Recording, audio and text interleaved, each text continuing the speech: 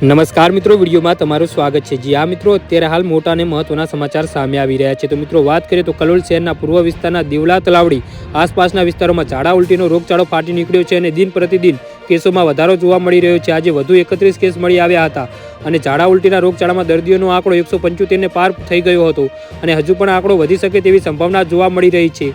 આરોગ્ય તંત્ર દ્વારા ડોર ટુ ડોર સર્વેની કામગીરી હાથ ધરવામાં આવી રહી છે। જી હા મિત્રો, અત્યારે હાલ મોટા સમાચાર સામે આવી રહ્યા છે। કલોલ શહેરના પૂર્વ વિસ્તારમાં ઝાડા ઉલટીના રોગચાળામાં ફાટી નીકળ્યો છે અને આ રોગચાળામાં અત્યાર સુધીમાં 175 દર્દીઓ નોંધાઈ ચૂક્યા છે અને આ આંકડો હજુ પણ વધે તેવી સંભાવનાઓ જોવા મળી રહી છે। પૂર્વ વિસ્તારમાં દૂષિત પાણી પીવાના પાણી સાથે ભળી જતા આ રોગચાળો ફેલાયો છે। જી હા મિત્રો, અત્યારે હાલ મોટા સમાચાર સામે આવી રહ્યા છે અને હાલમાં પણ લીકેજ શોધવાની કામગીરી કરવામાં આવી રહી છે।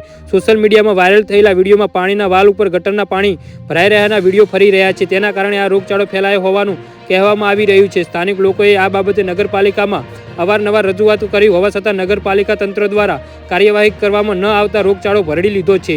જી હા મિત્રો, અને અનેક લોકોએ તેમાં સપડાયેલા છે। અગાઉ પૂર્વ વિસ્તારમાં જ 2 વખત કોલેરાના રોગ ફાટી નીકળ્યો હતો, જેમાં અગાઉના 6 મૃત્યુ નિપજ્યા હતા, ત્યારબાદ બીજી વખત 1નું મોત નિપજ્યું હતું। વારંવાર અહીં પૂર્વ વિસ્તારમાં ઝાડા ઉલટી કોલેરા રોગચાળા ફાટી નીકળે છે, જેના પગલે લોકોમાં ચિંતાનું મોજું ફરી વળી રહ્યું છે।